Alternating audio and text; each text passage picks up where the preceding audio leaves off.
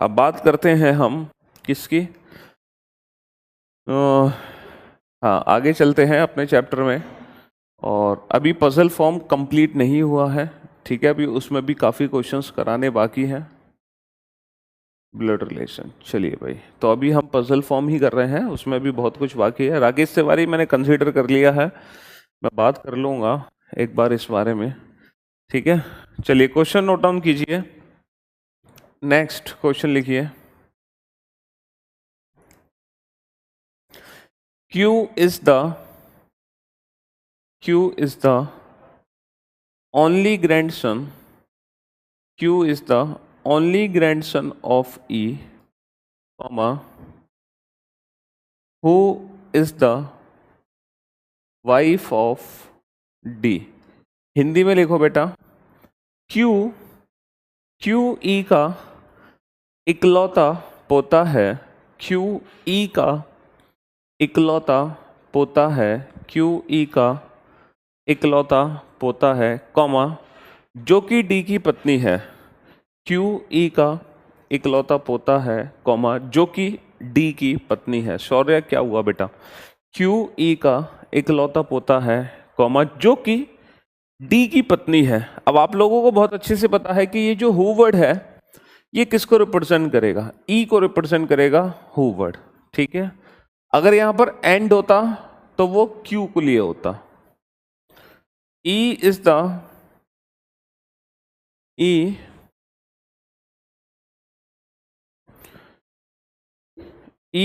The mother-in-law. E is the mother-in-law of P. E is the mother-in-law of P. E P की सास है।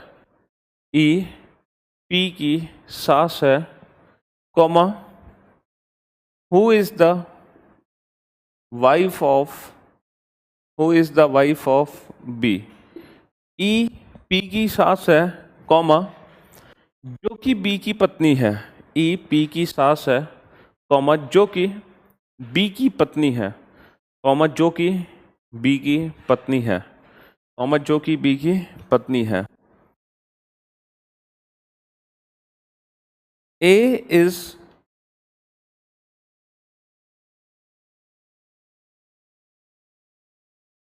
sorry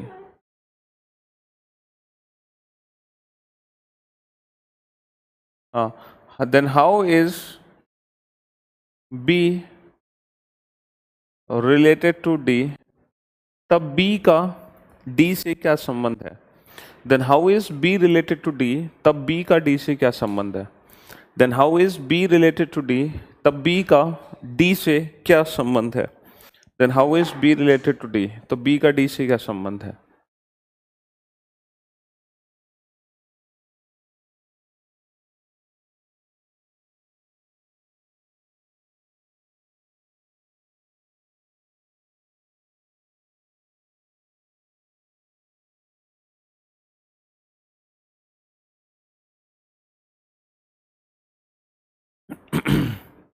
Neha, Sagar, Rahul, Dhruv Jyoti, Pankaj, very good job. Amit, Neeraj, Shashi, Hari, very good job, good job. अर्थव, good job, well done, great work, good. Amit, very good job.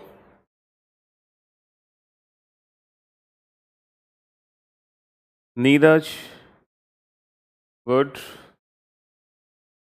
Jitendra, very good job, very good. तो ये जितने भी मैंने नाम लिए सबके आंसर एकदम परफेक्ट थे। रवि, गुड। चलिए अब इसको छोटा सा क्वेश्चन था, इस क्वेश्चन को सॉल्व करते हैं। देखो पहला पॉइंट है Q is the only grandson of E। Q E का इकलौता पोता है। सर जी आप मैथ्स क्यों पढ़ाते हैं? बहुत ज़्यादा समझ में आता है मैथ्स, इस तरह रीजनिंग भी पढ़ाया करो, मतलब मैथ्स भी पढ़ाया करो आप, हैं। Q E का इकलौता पोता है। देखो ये E है, इसका हमें इकलौता पोता बनाना है, ओनली ग्रैंडसन। अब हम इसका इकलौता पोता कैसे बनाएं, हम इसका ओनली ग्रैंडसन कैसे बनाएं? सर पहले बनाओ इसका बेटा और फिर इसका भी बना दो बेटा। तो ये हो गया Q is the only grandson of E। Q E का इकलौता पोता है भाई, इसके बेटे का बेटा हो गया Q। Q is the only grandson of E, Q E का इकलौता पोता है। ठीक है, यहां पर जो हु वर्ड है वो किसके लिए है? सर हु वर्ड इसमें E के लिए है। E is the wife of D। ये जो E है ये किसकी पत्नी है? ये D की पत्नी है। तो इनकी शादी करा दो। किसके साथ शादी करानी है इनकी? D के साथ। तो इनकी शादी करा दो D के साथ। ये हो गया फर्स्ट स्टेटमेंट कंप्लीट। हो गया कि नहीं हुआ? सर बिल्कुल हो गया। ठीक है, नेक्स्ट है E is the mother in law of P। E P की सास है। E किसकी सास है? P की। अब बेटा ये जो E है ना, इनको बनाना है सासू माँ। अब ये सास बनना चाहती हैं, ये सासू माँ बनना चाहती हैं। तो मुझे एक बात बताओ, ये सास कब बनेगी? सर ये सास तब बनेगी जब इसके बेटे की शादी कराओगे भाई, तभी तो सास बनेगी। तो इसके बेटे की ना शादी करा दो तो ये सास बन गई। अच्छा ये इनको किनकी सास बनना है? ई को किसकी सास बनना है? पी की। तो इसके बेटे की शादी हमें पी से ही करानी पड़ेगी। और यहां पर हु वर्ड किसके लिए है? पी के लिए। P is the wife of B. ये किसकी पत्नी है? ये बी की पत्नी है। ये बन गया फैमिली ट्री कंप्लीट। अब आप बताओ how is B related to D? B का डी से क्या संबंध है? बी कौन है? डी का बेटा। How is B related to D? B D का बेटा है। ठीक है, how is B related to D? B D का बेटा, सन हो गया। ठीक है, ग्रेट ग्रैंड चिल्ड्रन, हरदत्त बता रहे हैं ग्रेट ग्रैंड चिल्ड्रन। भाई कहाँ पहुंच गए तुम हरदत्त? कैसा तुमने फैमिली ट्री बना दिया है? बहुत सारे बच्चे से बहु आंसर दे रहे थे, मुझे तो ये समझ में नहीं आया ये बहु आंसर कैसे आ गया। How is B related to D? B को तुमने डी की बहू कैसे बना दिया? तुमने तो बेटा जेंडर ही चेंज कर दिया बी का। क्यों भाई, बहु आंसर किस सेंस में आ सकता है? बी का जेंडर ही बदल दिया तुमने। अमित सर, मुझे आपके बारे में दिनेश सर ने बताया था आगरा में, बस तब से ऑफलाइन क्लास बंद करके अपने घर पे ही पढ़ता हूँ। यूपीएसआई में जॉब लगेगी, उसका क्रेडिट आपको जाएगा। गुरु द्रोणाचार्य के चरणों में प्रणाम।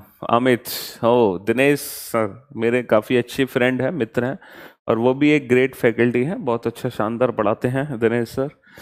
हाँ जी, आगरा में पढ़ाते हैं वो ऑफलाइन क्लासेस जी। तो how is B related to D? Son. Simple son आ गया इसका आंसर। ठीक है, हमारे यहाँ पर रीजनिंग के नाम पे बेवकूफ़ बनाते हैं। चलो अब नेक्स्ट क्वेश्चन नोट डाउन करो। अब धीरे धीरे देखो मैं क्वेश्चन का लेवल बढ़ाने वाला हूँ, क्योंकि पजल फॉर्म को हम खत्म करने की ओर हैं, इसलिए अब एक दो जो क्वेश्चन आएंगे वो थोड़ा सा लेवल बढ़ेगा क्वेश्चंस का। नेक्स्ट क्वेश्चन लिखिए। In a family there are 6 members. 6 सदस्य हैं एक परिवार में, A B C D E and F. There are 6 member in a family, A B C D E and F. ठीक है, पहला पॉइंट है number of males is equal to females. महिलाओं की संख्या पुरुषों के बराबर है। महिलाओं की संख्या पुरुषों के बराबर है। The number of males is equal to number of females. महिलाओं की संख्या पुरुषों के बराबर है, इसका मतलब दोनों 3-3 है। ठीक है, दोनों 3-3 है। नेक्स्ट पॉइंट है A and E are the sons of F. A and E are sons of F. A और ई एफ के पुत्र हैं। ए और ई एफ के पुत्र हैं। A and E are the sons of F. A और ई एफ के पुत्र हैं। Next, D is the mother of two. D is the mother of two, 1 boy and 1 girl. D is the mother of 2, 1 boy and 1 girl. D 2 बच्चों की माँ है, एक लड़का और एक लड़की। D 2 बच्चों की माँ है, एक लड़का और एक लड़की। Bhupendra, great God of reasoning के चरणों में प्रणाम। बेटा क्वेश्चन सॉल्व करो फटाफट से। Good morning sir. सर मैं यूपीएससी की प्रिपरेशन करता हूँ, मैंने अभी पीसीएस का इंटरव्यू दिया है, बट आपके पढ़ाने का तरीका बहुत ही अच्छा लगता है। थैंक यू बेटा प्रिंस। हाँ जी। डी, दो बच्चों की माँ है, एक लड़का और एक लड़की। B is a son of A. B A का बेटा है। Then how is then how is C related to A. तब सी का ए से क्या संबंध है? Then how is C related to A, तब सी का ए से क्या संबंध है? तब सी का ए से क्या संबंध है?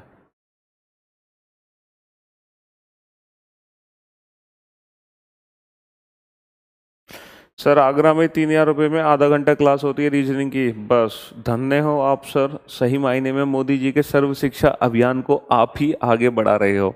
मनोज। हम्म।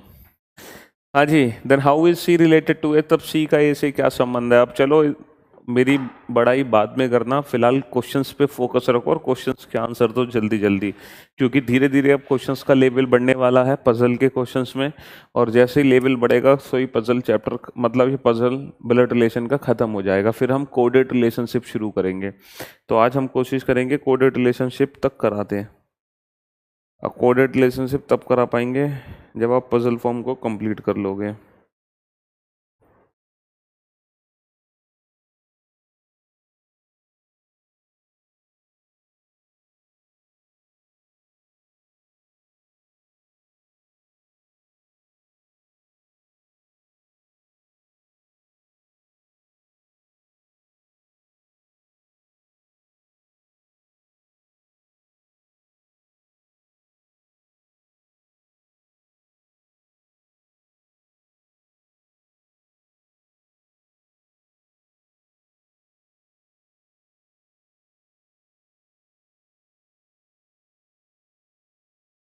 हाँ जी। Dhruv Jyoti, Neeraj, Amit, well done, good job, very good job. हम वैभव बटा गलत हो गए। अभी तक सिर्फ ध्रुव ज्योति, नीरज, अमित का आंसर सही आया है और किसी का भी आंसर सही नहीं आया, बाकी सब आंसर गलत दे रहे हैं। ठीक है। मनप्रीत का भी आंसर बिल्कुल ठीक है, विजय का भी आंसर बिल्कुल ठीक है। ऑप्शन बेस्ड क्वेश्चन नहीं है बेटा ये। Good job. शशि का भी आंसर बिल्कुल ठीक है। Thank you so much Aniket, but answer required. Rajeshwari तुम्हारा गलत हो गया बेटा। शशि का आंसर बिल्कुल ठीक है, जिनके नाम लिए हैं सिर्फ उन्हीं के आंसर ठीक है, बाकी सब आंसर गलत दे रहे हैं। सौर्य आपका आंसर ठीक है। गिरिराज आपका आंसर भी ठीक है। मनप्रीत आपका आंसर भी ठीक है। Very good, good effort. But मैं देख रहा हूँ जैसे ही मैंने थोड़ा सा लेवल बढ़ाया आप लोगों के ज़्यादातर आंसर गलत आने शुरू हो गए। बेटा जल्दबाजी मत करो। संजय का आंसर बिल्कुल ठीक है, वेरी गुड। विकास का आंसर बिल्कुल ठीक है, वेरी गुड।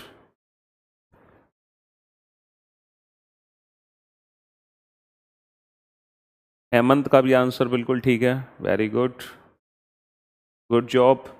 कपिल का आंसर बिल्कुल ठीक है। रमाकांत का आंसर बिल्कुल ठीक है, very good, good effort.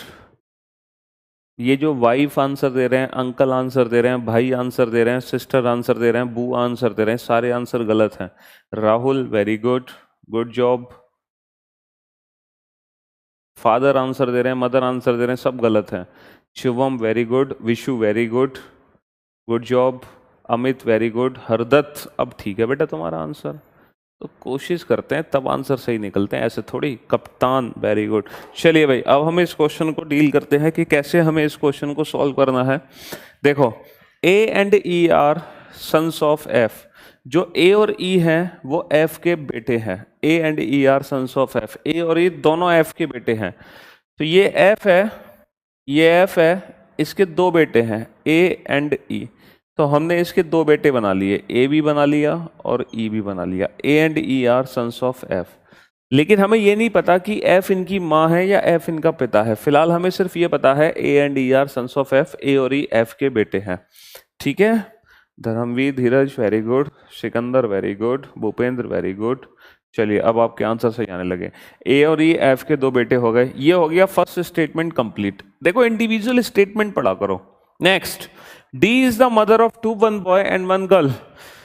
D माँ है, और ये किस किस की माँ है? दो बच्चों की माँ है। इसका एक लड़का है और एक लड़की है, one boy and one girl.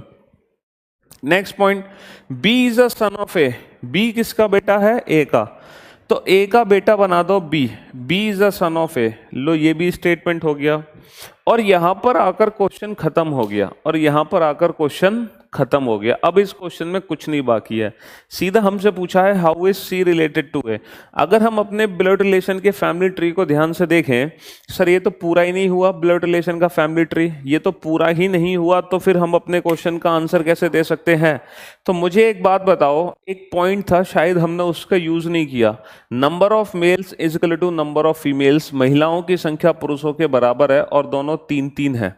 अगर ये दोनों 3-3 हैं, तो आप मुझे बता सकते हो वो 3 मेल कौन है? सर फैमिली में वो 3 मेल हैं, ए, बी और ई। ये तीनों मेल हो गए, 100% तीनों मेल हो गए, ए, बी और ई। तो मुझे एक बात बताओ, फिर एफ कौन है? ये चौथा मेल तो हो नहीं सकता, तो डेफिनेटली एफ फीमेल है। पक्का एफ फीमेल है? सर कंफर्म हो गया, एफ फीमेल है, क्योंकि फैमिली में सिर्फ 3 ही मेल हैं, इन तीनों के अलावा सारी फीमेल हैं, तो एफ फीमेल है। अब मुझे एक बात और बताओ, ये फैमिली का पुरुष है, ये मेल है, फैमिली का मेल मेंबर है, पुरुष है ये फैमिली का मेल मेंबर, और फैमिली में सिर्फ 3 ही मेल है, ए, ई और बी। तो डेफिनेटली ये इन तीनों में से ही कोई एक है, क्योंकि इन तीनों के अलावा परिवार में कोई भी पुरुष नहीं है। तो अगर ये मेल है, अगर ये पुरुष है, तो ये इन तीनों में से ही कोई एक है। अब ये सोचो, इन तीनों में से कौन हो सकता है? क्या ये मेल मेंबर कभी ए और ई हो सकता है? सर ये मेल मेंबर कभी ए और ई नहीं हो सकता। पूछो क्यों? सर क्योंकि ए और ई की माँ एफ है। अगर यहां पर हम ए और ई को रख दे तो उनकी माँ डी हो जाएगी, और मैंने आपको बताया था कि हमारे सिलेबस में है ना, सिर्फ एक ही माँ एक ही पिता हो सकता है, एक से ज्यादा नहीं। तो कहने का मतलब ये है, ये मेल मेंबर कभी ए और ई नहीं हो सकता, ये मेल मेंबर कभी ए और ई नहीं हो सकता, कभी नहीं हो सकता, क्योंकि ए और ई की माँ एफ है, ए और ई की माँ डी नहीं है। तो अगर ये मेल मेंबर ए और ई नहीं है, तो फिर ये मेल आखिर है कौन? तो सर ये जो मेल है वो कौन है? ये मेल बी है, क्योंकि इसके अलावा कुछ बचा नहीं। अब आप जरा सोचो कि बी ए का भी बेटा है और बी डी का भी बेटा है, बी ए और डी दोनों का बेटा है, तो ए और डी आपस में कौन हुए? सर ए और डी आपस में हुए पति पत्नी। ए और डी आपस में हुए पति पत्नी। भाई बी ए का भी बेटा है, बी डी का भी बेटा है, तो ए और डी आपस में हो गए पति पत्नी। और इनकी एक बेटी भी है, इनकी एक बेटी भी है, जो कौन है? कौन है? C. How is C related to A daughter? How is C related to A daughter? बेटी। How is C related to A daughter? C के बारे में पूछा है बेटा, ना कि ए के बारे में। जो स्टूडेंट फादर आंसर दे रहे हैं वो सुन ले, मैंने सी के बारे में पूछा है, ना कि ए के बारे में। तो बेटा सी बेटी है। How is C related to A का मतलब है सी ए से किस प्रकार संबंधित है। कामेंदर बेटा वो क्वेश्चन है नहीं मेरे पास अभी, लेकिन कोई दिक्कत नहीं, मैं शायद जो क्वेश्चन कराऊंगा उन्हीं में से कोई क्वेश्चन आ जाए। तो आपको बात समझ आ गई है? तो इस क्वेश्चन को सॉल्व करने के लिए बस हमें सिर्फ इतना करना था कि हमें इस मेल मेंबर का पता लगाना था कि ये मेल मेंबर ए, बी और ई में से कौन है, और हमें पता चला ये ए और ई हो नहीं सकता, ये बी है, और बी अगर ये है तो क्वेश्चन सॉल्व। भाई सिंपल, हमें इस मेल मेंबर के बारे में पता लगाना है, ये कौन है। 3 ही मेल है, ये इन तीनों में से कोई एक है, ये 2 हो नहीं सकता, तो फिर यही है, और अगर ये है तो ये इसका बेटा, ये इसका बेटा, तो ये दोनों आपस में हो गए पति पत्नी। बस क्वेश्चन सॉल्व हो गया। ठीक है, शिवम यादव कर तो दिया बेटा।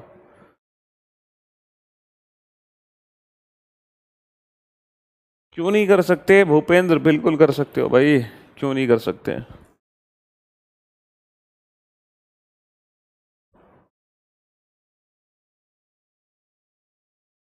ठीक है,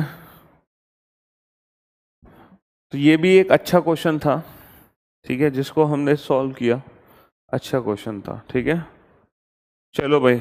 नेक्स्ट क्वेश्चन को लिखो बेटा। Next question, each child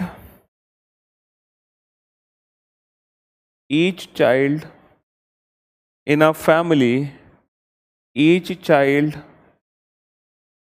in a family has at least 4 brothers. Each child in a family has at least 4 brothers and 3 sisters. And 3 sisters. What is the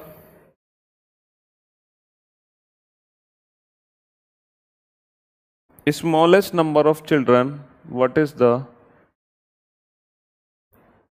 smallest number of children? What is the smallest number of children the family might have? एक परिवार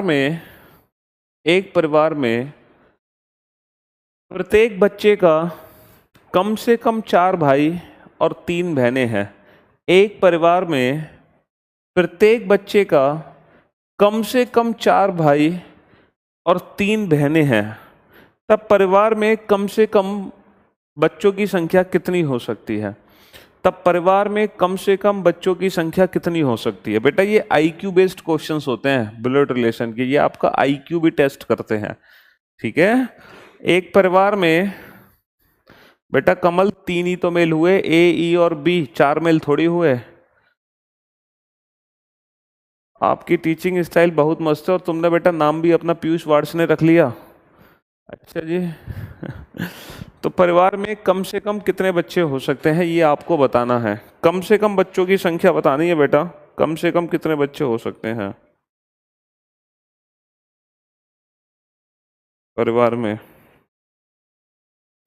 7, 8, 9, 10 options हैं, 7, 8, 9, 10। Data interpretation reasoning का art भी होता है क्या? No Sonis, not at all.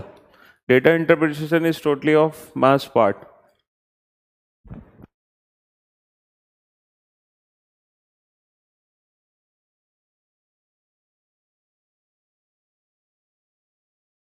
हाँ जी अमित, बिल्कुल। तो भाई ये एक ऐसा क्वेश्चन था, काफी इंटरेस्टिंग क्वेश्चन है कि एक परिवार में प्रत्येक बच्चे के कम से कम 4 भाई और 3 बहनें हैं। मान लो ये बच्चा है, एक परिवार में ये बच्चा है, हमें इसका जेंडर नहीं पता,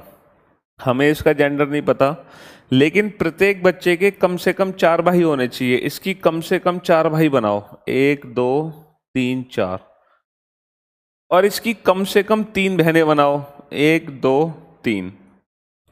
अब देखो प्रत्येक बच्चे के 4 भाई हैं, इस बच्चे के 4 भाई हो गए, लेकिन अगर हम इस बच्चे की बात करेंगे तो बेटा इसके अभी 3 भाई हैं। अब इसके भी 4 भाई तब होंगे जब ये खुद मेल होगा, अब देखो इसके भी कम से कम 4 भाई हैं, इसके भी कम से कम 4 भाई हैं, इसके भी कम से कम 4 भाई हैं, इसके भी कम से कम 4 भाई हैं, और इसके भी कम से कम 4 भाई हैं और 3 बहनें हैं। तो हर बच्चे की 4 भाई 3 बहनें हैं, लेकिन इस बच्ची की कम से कम 4 भाई हैं, लेकिन इनकी कम से कम 3 बहनें नहीं, इसकी कम से कम 2 ही बहनें हैं, इसीलिए हमें एक बहन और बनानी पड़ेगी। तो ये हो सकते हैं कम से कम परिवार में बच्चों की संख्या 1, 2, 3, 4, 5, 6, 7, 8, 9। तो इस क्वेश्चन का आंसर आएगा 9। और ये अब पूरी कंडीशन हमारी सेटिस्फाई होगी। आप देख लो हर बच्चे की 4 बहनें, 4 भाई और 3 बहनें हैं हर बच्चे की, और इससे कम हम ले भी नहीं सकते। ना तो हम भाई को कम कर सकते, ना हम बहन को कम कर सकते, क्योंकि अगर आप किसी को भी कम करोगे तो ऊपर वाला सेंटेंस एप्लीकेबल नहीं होगा। तो इसीलिए हमें कम से कम बच्चों की संख्या कितनी लेनी पड़ेगी? 9 लेनी पड़ेगी। कम से कम बच्चों की संख्या लेनी पड़ेगी 9, ठीक है।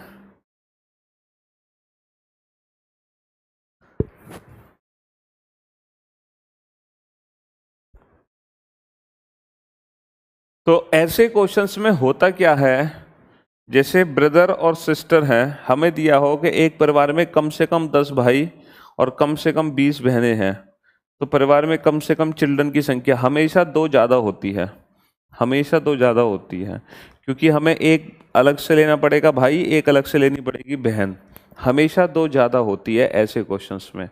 आप देख लो बेटा निशांत कि यहाँ पर 9 बच्चे हैं, उनके नाम हैं ABCDEFGHI, ये इनके नाम है। अब देखो बेटा, एक ही कम से कम 4 भाई हैं सर, बिल्कुल एक ही कम से कम 4 भाई हैं। एक ही कम से कम 3 बहनें हैं, बिल्कुल सर एक ही कम से कम 3 बहनें भी हैं, बिल्कुल है सर। बी के कम से कम 4 भाई हैं, कम से कम 3 बहनें हैं। सी के कम से कम 4 भाई हैं, कम से कम 3 बहनें हैं। इवन एफ के कम से कम 4 भाई हैं बेटा, और इसकी कम से कम 3 बहनें भी हैं। जी की कम से कम 4 भाई हैं और जी की कम से कम 3 बहनें भी हैं। तो हर बच्चे के कम से कम 3 भाई 3 बहनें होनी चाहिए, ठीक है। तो कहने का मतलब है ऐसे क्वेश्चंस में कुछ नहीं करना, जितने ब्रदर और सिस्टर होते हैं हमेशा आंसर +2 में जाएगा, +2 में। अगर मान लो ये क्वेश्चन होता सिर्फ और सिर्फ ब्रदर के लिए या सिर्फ और सिर्फ सिस्टर के लिए, तो +1 होता। जैसे एक परिवार में प्रत्येक बच्चे के कम से कम 10 भाई हैं, तो उस परिवार में कम से कम व्यक्तियों की संख्या, अगर प्रत्येक बच्चे के कम से कम 10 भाई हैं तो कम से कम व्यक्तियों की संख्या 11 होगी, सिंपल। कम से कम 10 बहनें हैं, प्रत्येक परिवार में बच्चों की संख्या कम से कम 11 होगी। तो अगर सिंगल क्वेश्चन है ब्रदर या सिंगल क्वेश्चन है सिस्टर का तो +1 होगा, लेकिन ब्रदर और सिस्टर मिक्स है तो +2 होगा, ठीक है, +2 होगा। चलो वो तो सही है सर, लेकिन 9 बच्चे आज की डेट में होते किसके हैं भाई, हैं ये 9 बच्चे कैसे हो गए? चलो पुराने जमाने का क्वेश्चन होगा ये।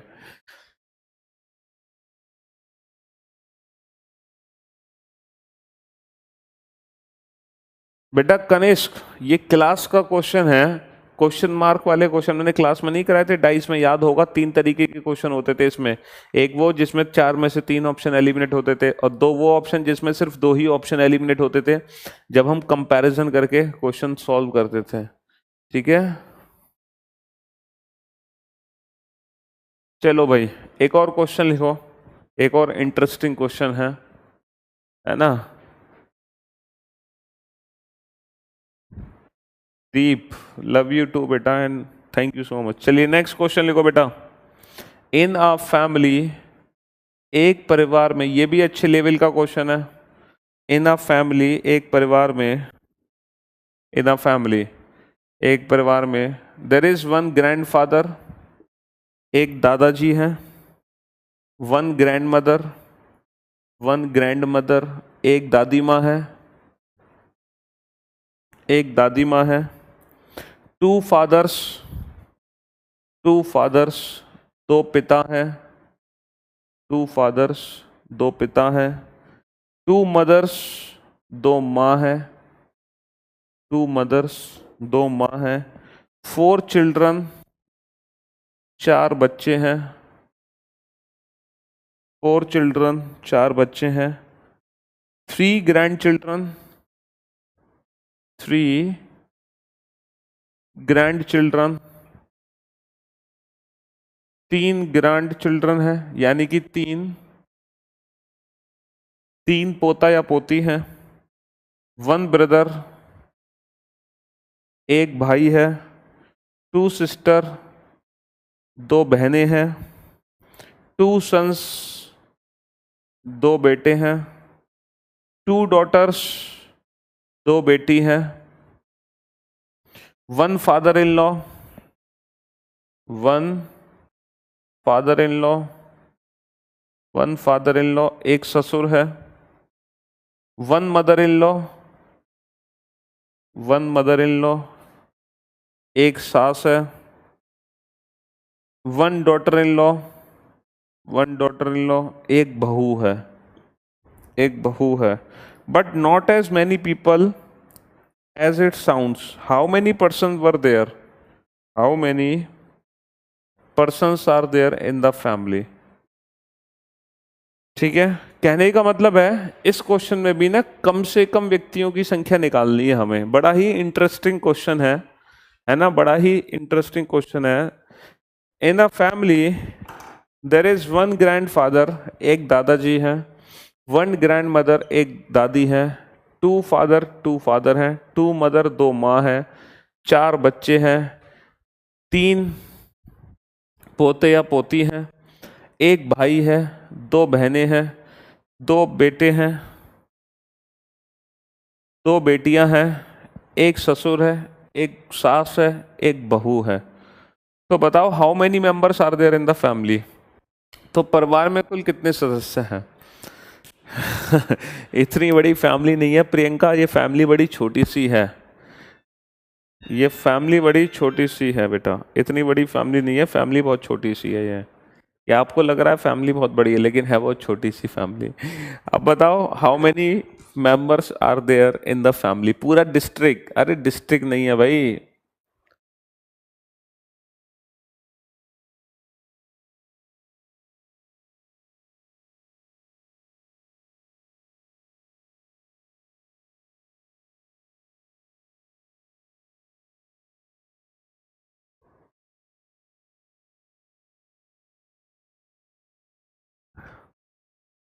आपको लग रहा है कि इस क्वेश्चन में सर ये तो बहुत बड़ी फैमिली हो गई और बहुत सारे लोग होंगे इस में, जबकि ऐसा कुछ नहीं है। ये दो काफी इंटरेस्टिंग क्वेश्चन थे।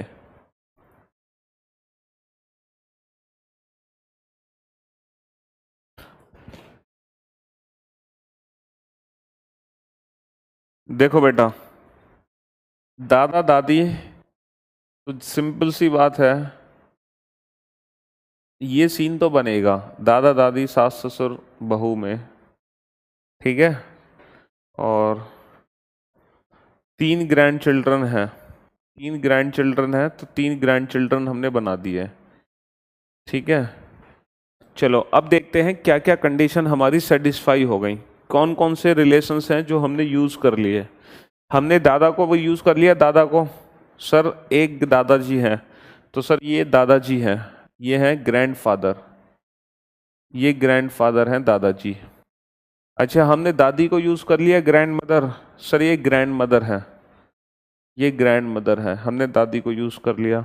हमने दो पिता ले लिए, सर हमने दो पिता ले लिए, ये भी पिता है और ये भी पिता है, भाई पिता तो ये भी है, पिता तो ये भी है, ये इनका पिता है, ये इसका पिता है। चलो सर दो पिता भी हो गए फैमिली में, देखना इसी से कितने रिलेशंस कंप्लीट हो गए। दो माँ हो गई, सर फैमिली में दो माँ भी हो गई, ये भी माँ है, ये भी माँ है, ये दोनों माँ है, चलो दो माँ हो गई। अच्छा चार बच्चे हो गए, सर चार बच्चे भी हो गए, देखो एक दो तीन, तीन बच्चे तो ये और एक ये भी तो इसका बच्चा है, तो एक दो तीन चार, सर चार बच्चे भी हो गए। अच्छा थ्री ग्रैंड चिल्ड्रन हो गए, three grand children, sir three grand children भी हो गए, एक दो तीन, ये तीनों ग्रैंड चिल्ड्रन ही तो हैं, अभी इनका जेंडर नहीं पता। अच्छा एक भाई हो गया, अब देखो एक भाई बनाना है और दो बहन बनानी है, अब जरा ध्यान देना, और दो बेटे बनाने हैं। दो बेटे बनाने का मतलब है एक बेटा तो ये खुद है, तो इसका मतलब इसका एक और बेटा बन सकता है बस। अब दो बेटे हो गए, अब दो बेटे हो गए, अब बनाना है हमें एक भाई, तो सर ये भाई है, तो इसका मतलब ये दोनों लड़कियां हैं। तो बेटा दो बेटे हो गए, दो बेटे हो गए, दो बहनें भी हो गई, दो बहनें भी हो गई। अच्छा एक भाई भी हो गया, एक भाई भी हो गया, ठीक है, एक भाई भी हो गया, ये भी कंप्लीट हो गया। टू डॉटर्स, दो बेटियां, सर दो बेटियां भी हो गई। वन फादर इन लॉ, एक ससुर जी भी हो गए, ये ससुर जी हैं इसके। वन मदर इन लॉ, सास भी हो गई, और वन डॉटर इन लॉ, बहू भी हो गई। कितने मेंबर हैं? दो चार सात, only seven members are there in the family, only seven members are there in the family, only seven member, सिर्फ ये सदस्य, ये परिवार है, ये परिवार, सिर्फ ये सात सदस्य हैं परिवार में। और इस परिवार का इंट्रोडक्शन है ये ग्रैंडफादर भी है, ये फादर इन लॉ भी है, ये फादर भी है, ये ग्रैंड मदर भी है, ये मदर इन लॉ भी हैं, ये मदर भी हैं। चक्कर ये था, इसीलिए इतने सारे रिलेशंस हो गए। तो only 7 members are there in the family. इसकी रिप्रेजेंटेशन सिर्फ इतनी सी है, सिर्फ और सिर्फ 7 सदस्य हैं परिवार में, और ये पूरा क्वेश्चन सेटिस्फाई हो जाएगा।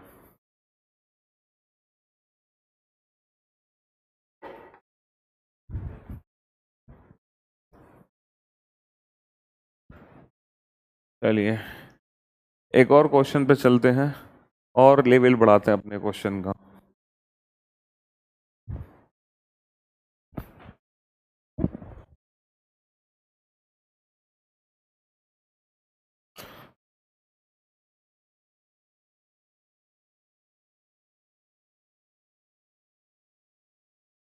P Q R S T U V and W are 8 members in a family. ये 8 सदस्य हैं एक परिवार में। पहला पॉइंट है W is T's only brother. Hindi में लिखते जाओ बेटा। डब्ल्यू टी का अकेला भाई है। डब्ल्यू टी का अकेला भाई है। भाई कौन है? रविंद्र बेटा, ये रहा भाई, ये ब्रदर नहीं है, ये रहा भाई, ये भाई नहीं है, एक एक भाई है, ये इसका भी भाई है, इसका भी, तो एक भाई हो गया ना ये भाई जी, तो ये है ना रविंद्र। ठीक है,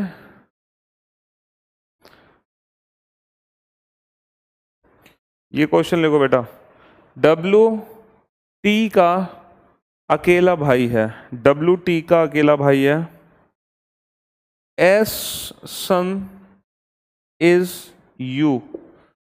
एस का बेटा यू है, एस का बेटा यू है, एस का बेटा यू है, एंड एस इज पी सन।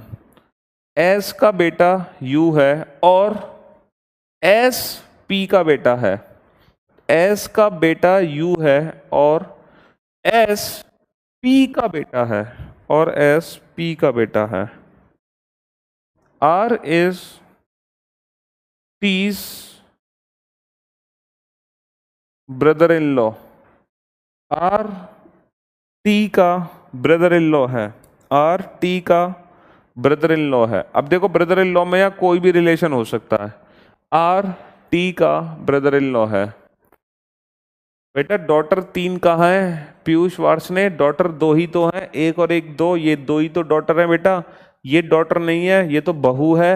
बेटियां तो 2 ही हैं परिवार में, ये तो एक बहू है बेटा। बेटियां सिर्फ 2 ही हैं, 3 नहीं है, सिर्फ 2 ही बेटियां हैं। ठीक है, हाँ जी। आर टी का ब्रदर इन लॉ है and his mother is Q, और उसकी माँ, और उसकी माँ क्यू है। And his mother is Q, और उसकी माँ क्यू है। आर टी का ब्रदर इन लॉ है और उसकी माँ क्यू है, और उसकी माँ क्यू है। V is not, V is not Q's husband. V Q का पति नहीं है, वी क्यू का पति नहीं है, वी क्यू का पति नहीं है। R is not S son. R S का बेटा नहीं है, आर एस का बेटा नहीं है। W has a niece. W की एक नीस है। नीस में भतीजी भी हो सकती है और भांजी भी हो सकती है। डब्ल्यू की एक नीस है, डब्ल्यू की एक नीस है, भांजी या भतीजी है। डब्ल्यू की एक भांजी या भतीजी है, डब्ल्यू की एक भांजी या भतीजी है। चलो भाई करो। ये भी अच्छे लेवल का क्वेश्चन है। अगर ये पजल का क्वेश्चन आपने बना दिया ना, तो फिर ब्लड रिलेशन का सारे पजल के क्वेश्चन आप सॉल्व कर सकते हो इजीली। आपको फिर कभी कोई दिक्कत नहीं आने वाली।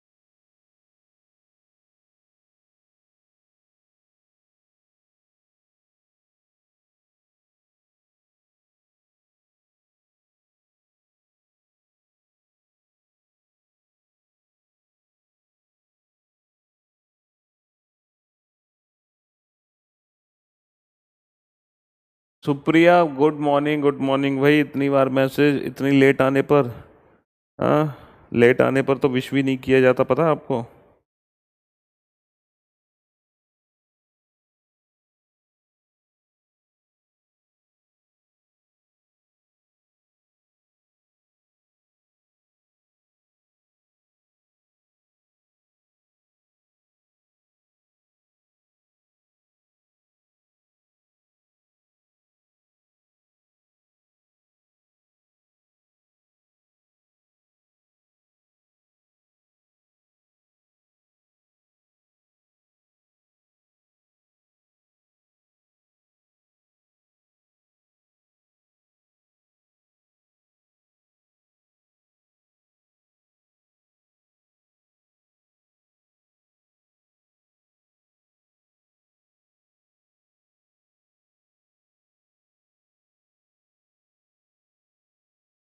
कहीं नहीं छोड़ के गए बेटा, तुम्हारे साथ ही हैं, बस क्वेश्चन सॉल्व करो तुम।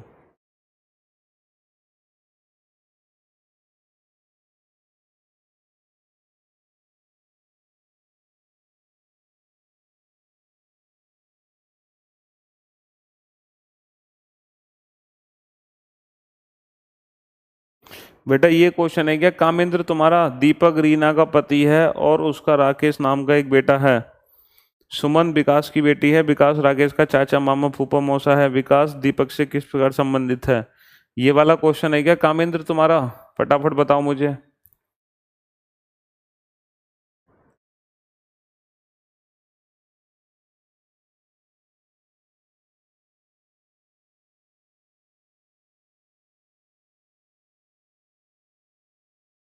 अरे हिंदी में लिखा तो दिया पूरा क्वेश्चन बेटा, और कैसे हिंदी में बताऊं मैं।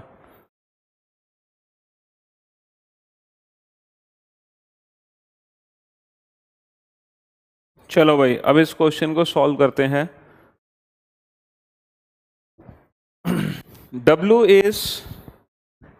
Is T's only brother. चलो मैं कराता हूँ कामेंद्र सॉल्व, ठीक है।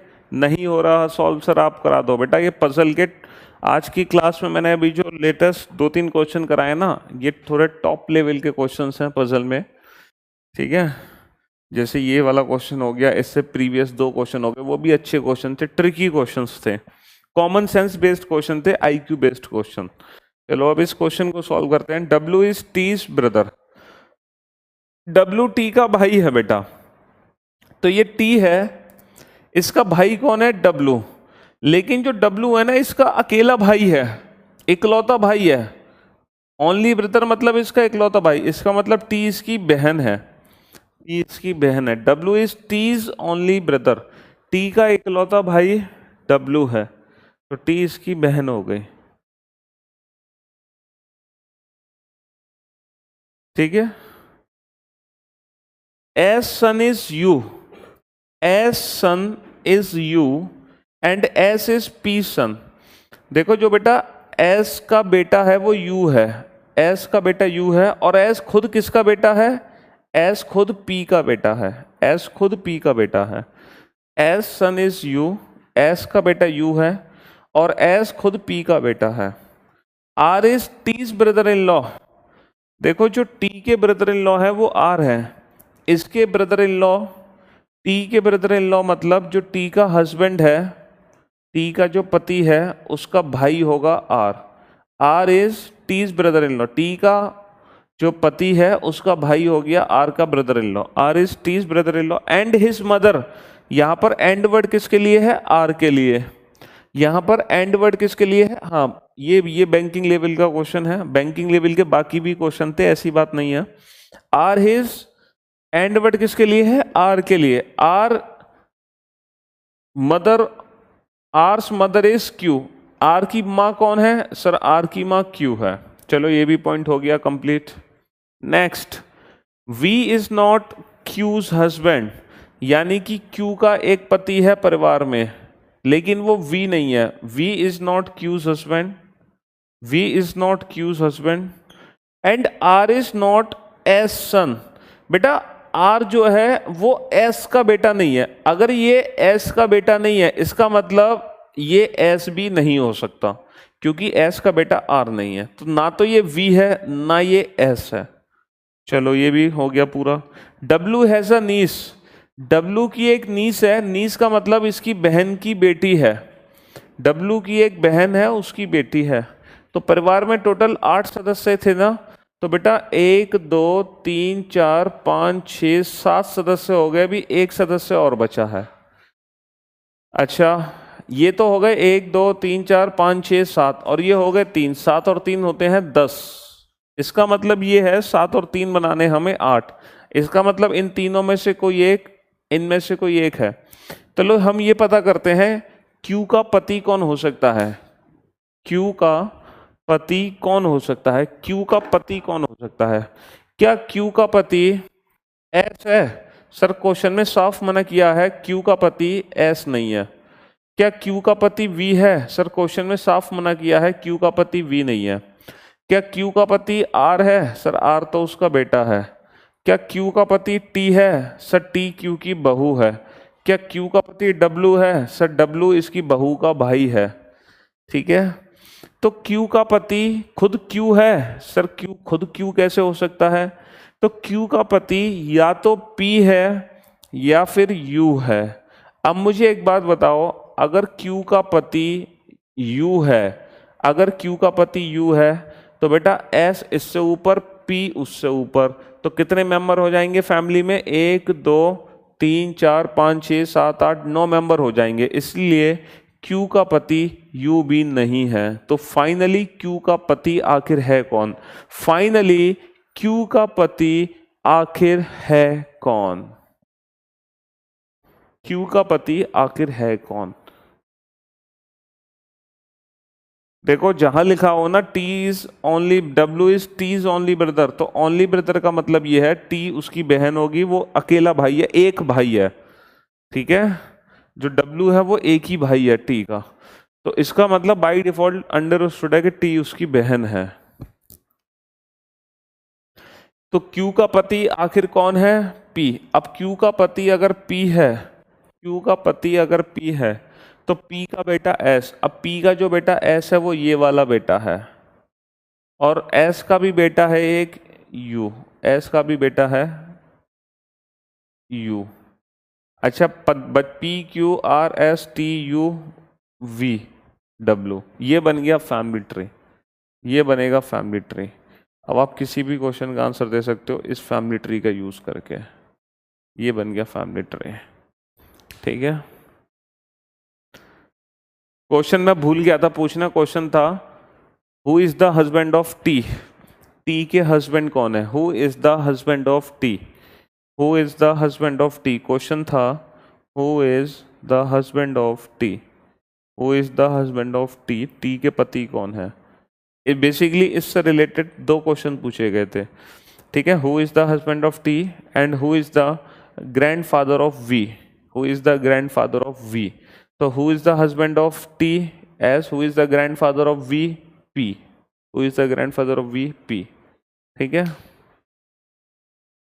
तो इस क्वेश्चन को सॉल्व करना कैसे पॉसिबल हुआ कि जब हमने Q का पति निकाला। अब Q का पति कौन था, ये हमारा टास्क था Q का पति ढूंढना, और हमने ढूंढा कि Q का पति निकला P, और P निकलते ही क्वेश्चन सॉल्व हो गया, P निकलते ही क्वेश्चन सॉल्व हो गया। ठीक है, एक बार और रिपीट कर दें? अच्छा जी,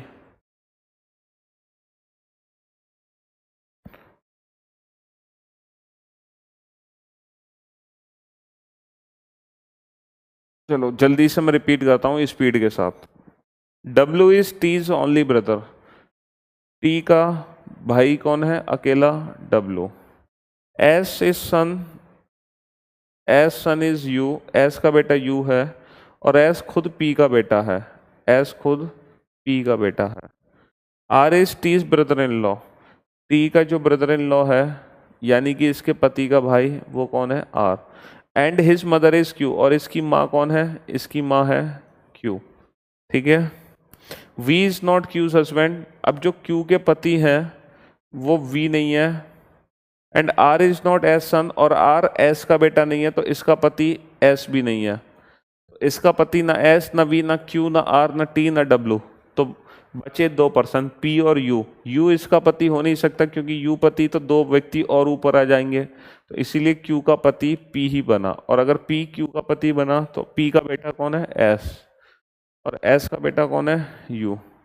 और W हैज ए नीज, इसकी एक नीज है, इसकी बहन की बेटी यानी कि भांजी। लो हो गया क्वेश्चन सॉल्व।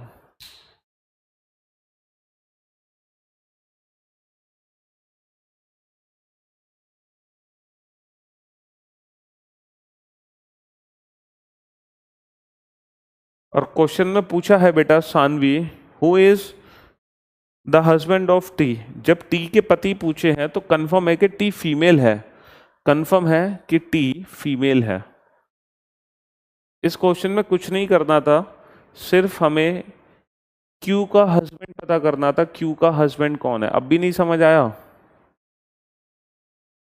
अब भी नहीं समझ आया क्या?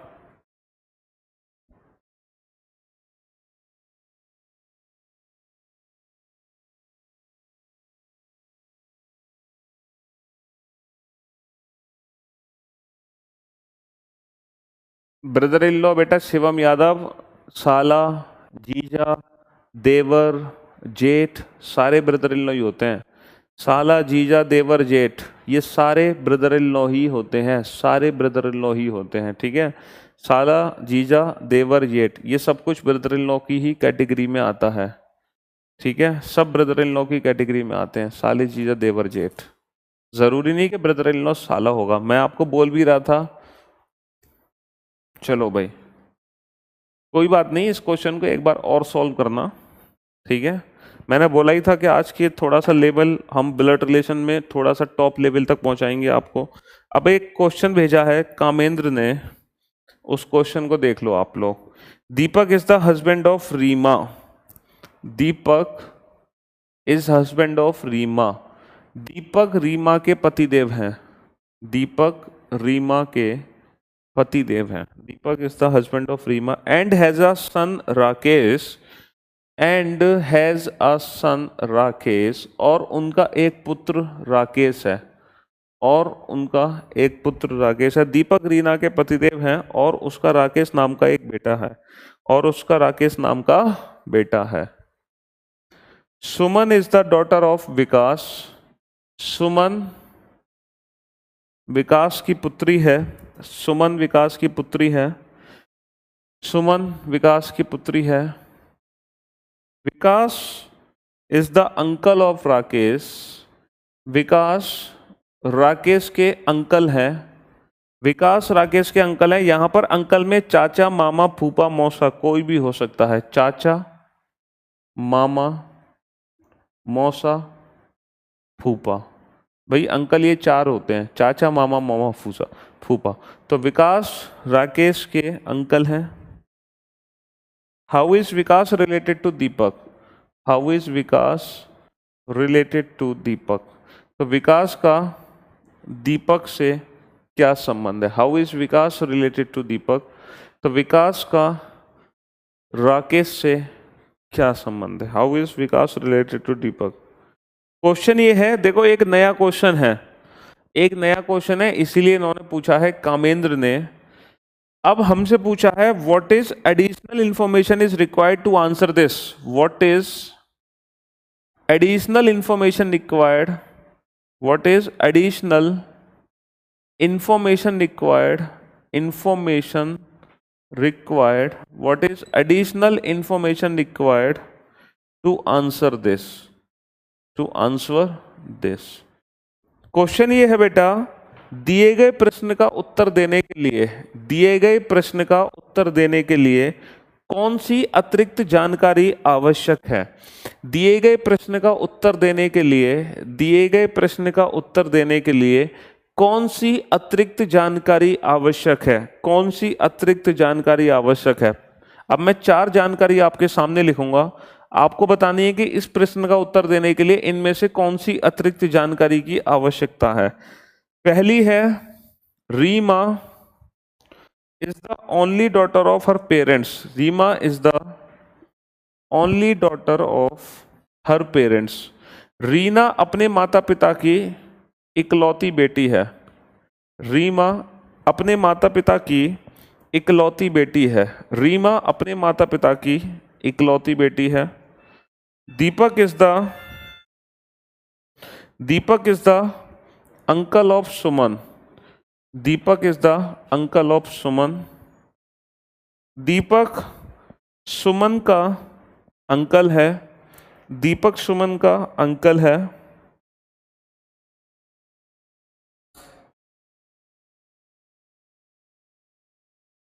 The grandfather of Rakesh, the grandfather of Rakesh is not the maternal grandfather of Suman. Rakesh के दादा सुमन के नाना नहीं है।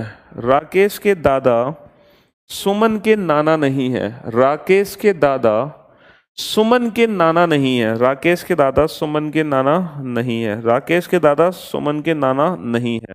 और ऑप्शन डी लिखो बेटा, ऑप्शन डी, सुमन के दादा राकेश के नाना है। सुमन के दादा राकेश के नाना है। सुमन के दादा राकेश के नाना है। राकेश के नाना है। अब बताओ इस क्वेश्चन का आंसर देने के लिए इन 4 में से कौन सी अतिरिक्त इंफॉर्मेशन की आवश्यकता है हमें? ये क्वेश्चन पूछ के काफी परेशान हो रहे थे कामेंद्र इतनी देर से कि इन दिए गए 4 ऑप्शन में से किस ऑप्शन की आवश्यकता होगी इसका आंसर देने के लिए, कि विकास का दीपक से क्या संबंध है। तो बेटा दिए गई इंफॉर्मेशन के हिसाब से फैमिली ट्री बना लो। दिए गए इंफॉर्मेशन के हिसाब से फैमिली ट्री बना लो। Deepak is the husband of Reema. Reema के पति बना लो दीपक। ये रीमा है, इनके पति हैं दीपक, ठीक है। And has a son Rakesh, और इनका पुत्र है राकेश, और इनका बेटा है Rakesh. Suman is daughter of Vikas. Vikas is the uncle of Rakesh. अब देखो जो विकास है वो राकेश के अंकल है। राकेश के अंकल विकास राकेश का चाचा भी हो सकता है, और विकास राकेश का फूफा भी हो सकता है, इसकी बुआ का पति। और विकास इसकी मौसी का पति भी हो सकता है। इतनी पॉसिबिलिटी है कि विकास मौसा भी हो सकता है, विकास चाचा भी हो सकता है, और विकास फूफा भी हो सकता है। इनमें से कोई भी विकास हो सकता है। तो हमें बताना है कि विकास का दीपक से क्या संबंध है। तो विकास दीपक का साला भी हो सकता है, विकास दीपक का भाई भी हो सकता है, विकास दीपक का जीजा भी हो सकता है। तो ये 3 केस हैं। अब हम कंफर्म आंसर कैसे दें, हमें कौन सी इंफॉर्मेशन मिल जाए एक्स्ट्रा। अगर मैं आपसे कहूं कि Reema is the only daughter of her parents, Reena अपने माता पिता की इकलौती बेटी है, तो इसका मतलब रीमा की कोई और बहन नहीं है। तो इस स्टेटमेंट से भी हमें नहीं पता चल सकता कि विकास दीपक का कौन है। विकास दीपक का भाई भी हो सकता है और विकास दीपक का जीजा भी हो सकता है। अगर हम पहली इंफॉर्मेशन का यूज करते हैं तो पहली इंफॉर्मेशन से हमें यह तो पता चल गया कि हमें पहली इंफॉर्मेशन से ये तो समझ आ गया कि जो विकास है वो राकेश का मौसा नहीं हो सकता। लेकिन मौसा नहीं हो सकता तो इसका चाचा और इसका फूफा दोनों हो सकता है। तो चाचा फूफा के केस में भी हम ये कंफर्म नहीं कर सकते कि विकास दीपक का कौन है। तो पहली इंफॉर्मेशन से कंफर्मेशन नहीं हो सकती। अच्छा, दूसरी इंफॉर्मेशन है कि दीपक जो अंकल है वो सुमन का है। दीपक सुमन का अंकल है। तो बेटा दीपक सुमन का अंकल है तो इससे क्या फर्क पड़ता है हम अभी भी कंफर्म नहीं कर पा रहे, हम अभी भी कंफर्म नहीं कर पा रहे, ऑप्शन बी से भी हम कंफर्मेशन नहीं कर सकते। नेक्स्ट, जो राकेश के दादाजी हैं, राकेश के दादा, राकेश के दादा मतलब इसके पिता के पिता, ये जो राकेश के दादा हैं, अच्छा सुमन, सुमन विकास की बेटी है तो सुमन ये भी हो सकती है, सुमन ये भी हो सकती है, सुमन ये भी हो सकती है। तो दूसरा क्या था, दीपक इज द अंकल ऑफ सुमन, तो सुमन के अंकल तो दीपक है, यहाँ भी सुमन के अंकल दीपक है, यहाँ भी सुमन के अंकल दीपक है, यहाँ भी सुमन के अंकल दीपक है, तो सेकंड इंफॉर्मेशन गलत है। The grandfather of Rakesh is not the maternal grandfather of Suman, जो राकेश के दादा है वो सुमन के नाना नहीं है। तो सुमन के नाना नहीं है, इसका मतलब यह है कि जो सुमन है वो इसकी बेटी की बेटी नहीं है, यानी कि सुमन ये नहीं हो सकती। राकेश के जो दादा हैं वो सुमन के नाना नहीं है, यानी कि सुमन ये नहीं हो सकती। लेकिन अभी भी सुमन की दो पॉसिबिलिटी है, सुमन ये भी हो सकती है और सुमन ये भी हो सकती है। तो थर्ड इंफॉर्मेशन भी हमारे लिए बेकार निकली। अब आ जाओ चौथा इंफॉर्मेशन, कि सुमन के दादा राकेश के नाना हैं। सुमन के दादा राकेश के नाना, राकेश के नाना मतलब इसकी मां के पिता, राकेश के नाना मतलब इसकी मां के पिता। और ये किसके दादा हैं, ये किसके दादा हैं, राकेश के जो नाना हैं वो किसके दादा हैं, वो सुमन के दादा हैं। और सुमन के दादा तब बन सकते हैं, ये राकेश के जो मां के पिता हैं, ये सुमन के दादा तब बन सकते हैं जब विकास इनका बेटा हो, जब विकास इनका बेटा हो और उसकी बेटी सुमन हो। तो सुमन के जो दादा हैं वो राकेश के नाना तब बन सकते हैं जब विकास इसका बेटा हो, यानी कि जो विकास है वो दीपक का साला है। और ये कंफर्मेशन हमें चौथे ऑप्शन से मिला कि जो विकास है वो दीपक का साला है। ये कंफर्मेशन हमें चौथे ऑप्शन से मिली है। तो option D is required to answer this question, option D is required to answer this question, option D is required to answer this question. Vikas Deepak का साला है, ये बात हमें किससे पता चली, ऑप्शन डी से पता चली। बाकी किसी भी ऑप्शन से हम रिलेशन कंफर्म नहीं कर पा रहे थे। ठीक है,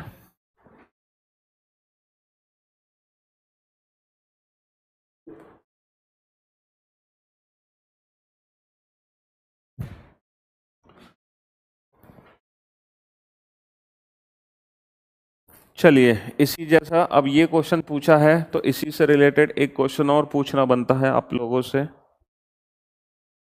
हालांकि बेटा ये क्वेश्चन जब मैं डेटा सफिशिएंसी आप लोगों को पढ़ाता तो उसके अंदर ये क्वेश्चन कवर हो जाता। डेटा सफिशिएंसी बोलते हैं इसको, data sufficiency, which data is required to answer the question, इसको बोलते हैं बेटा डेटा सफिशिएंसी।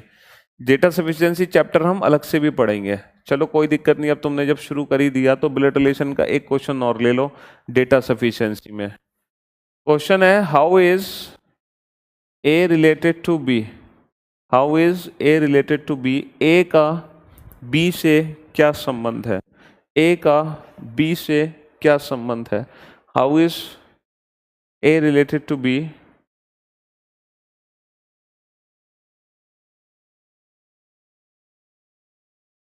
तो कामेंद्र आप सेटिस्फाई तो होना मेरे आंसर से, हाँ जी। तो फर्स्ट स्टेटमेंट यहां पर है, फर्स्ट स्टेटमेंट यहां पर है, A is the son of C, comma who is the wife of B. A C का बेटा है, ए सी का बेटा है जो कि बी की पत्नी है, ए सी का बेटा है कॉमा जो कि बी की पत्नी है, ए सी का बेटा है कॉमा जो कि बी की पत्नी है। सेकंड स्टेटमेंट है, सेकंड स्टेटमेंट है,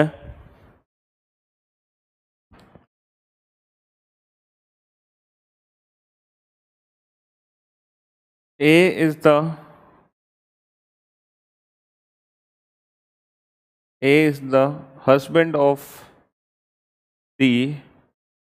A is the husband of D, comma, who is daughter of B. A D का पति है, A D का पति है, कॉमा, जो कि B की बेटी है. A D का पति है, कॉमा, जो कि B की बेटी है. A D का पति है, कॉमा, जो कि A D का पति है, कॉमा, जो कि B की बेटी है. अब चार ऑप्शन आपके सामने है. Only first sufficient to answer the question, only second sufficient to answer the question, either first or second sufficient to answer the question, both together are needed to answer the question, या फिर both together are not sufficient to answer the question. ये पांच option बनते हैं data sufficiency में. ये पांच option बनते हैं डेटा सफिशिएंसी में. केवल पहला सफिशिएंट है प्रश्न का उत्तर देने के लिए, केवल दूसरा सफिशिएंट है प्रश्न का उत्तर देने के लिए, या फिर पहला या दूसरा दोनों में से कोई भी सफिशिएंट है उत्तर देने के लिए, या फिर दोनों की एक साथ जरूरत है उत्तर देने के लिए, या फिर दोनों एक साथ मिलकर भी उत्तर नहीं दे सकते. हाँ, चलो बेटा, फर्स्ट स्टेटमेंट से आंसर निकालते हैं. ए is the son of C. A C का बेटा है. हु वर्ड किसके लिए है? सी के लिए है. C is the wife of B. C किसकी पत्नी है? बी की. Then how is A related to B? Relation पता चल गया. अब सेकंड स्टेटमेंट को भी सॉल्व करो. A is the husband of D. A किसका पति है? सर ए डी का पति है. हु वर्ड किसके लिए? डी के लिए. D is a daughter of B. D किसकी बेटी है? बी की. Then how is A related to B? Sir A B का दामाद है. बेटा इससे भी तो पता चल गया. तो इसीलिए इस क्वेश्चन का आंसर है, इसीलिए इस क्वेश्चन का आंसर है ऑप्शन सी. नहीं बेटा, ये बैंक में आते हैं ऐसे क्वेश्चन. ऑप्शन सी इस क्वेश्चन का आंसर है. Whether the data in the statement first alone or the data in the statement second alone are sufficient to answer the question. Either the data in the statement first alone or the data in the statement second alone are sufficient to answer the question, are sufficient to answer the question. या तो पहला या दूसरा, दोनों में से किसी भी स्टेटमेंट से हम इस क्वेश्चन का आंसर दे सकते हैं. ठीक है, ऐसे क्वेश्चंस आते हैं. अब जरूरी नहीं है कि दोनों से आंसर सेम निकले.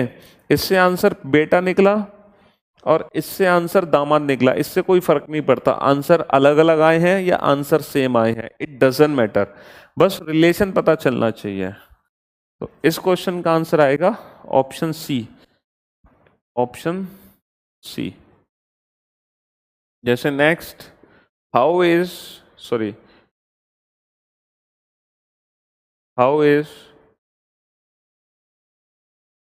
P related to T.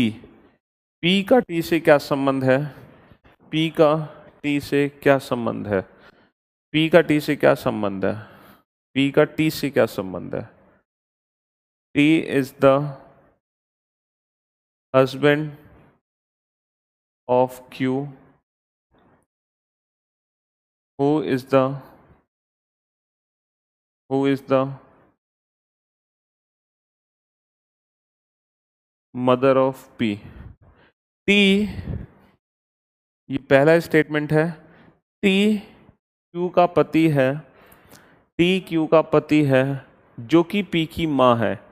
T Q का पति है जो कि P की माँ है. T Q का पति है जो कि P की माँ है, जो कि P की माँ है. R is the daughter of Z and wife of P. R Z की बेटी है, R Z की पुत्री है और P की पत्नी है.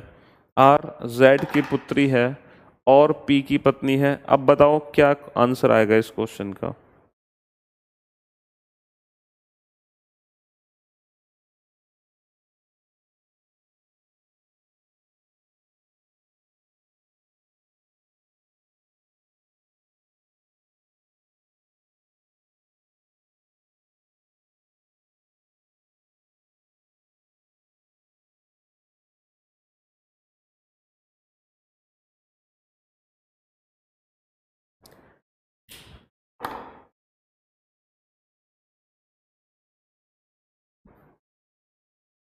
हाँ भाई, T is the husband of Q, T Q का पति है, तो बेटा क्यू का पति बना दो T.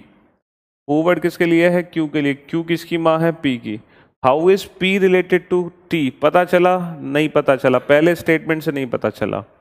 Are is the daughter of Z, R किसकी बेटी है? जेड की। एंड वर्ड किसके लिए है? फर्स्ट पर्सन आर के लिए।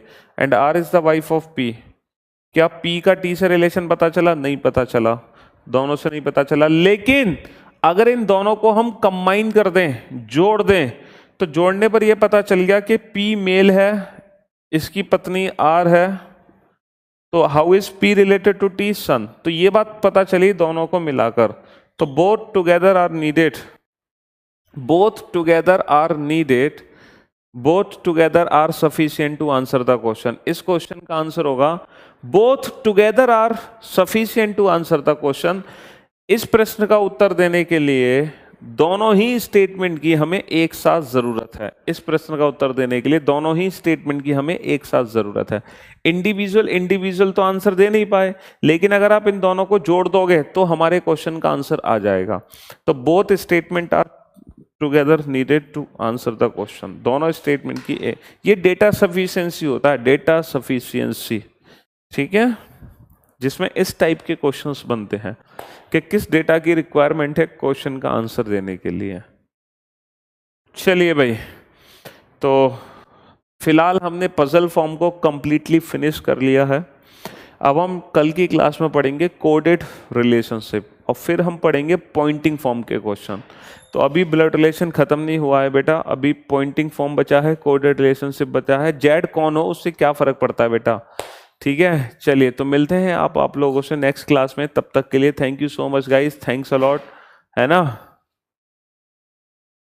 तब तक के लिए अलविदा, good bye, take care yourself, thank you so much. बेटा बैंकिंग लेवल तक को हमें कवर करना है हरदत्त। ये जो बैच है ये नॉट ओनली फॉर सीजीएल, सिर्फ सीजीएल के लिए नहीं है, ये बैंकिंग के लिए भी है। तो जितने भी टॉपिक हैं जो बैंकिंग लेवल में कॉमन है, जैसे ब्लड रिलेशन बैंकिंग में भी आता है, इसीलिए हम हर उस कॉमन टॉपिक को बैंकिंग लेवल तक ही पढ़ाते हैं, ठीक है, बिल्कुल, इसीलिए आज की क्लास को ऊपर उठाया गया था। चलिए, तो thank you so much guys, thanks a lot, take care yourself, bye bye.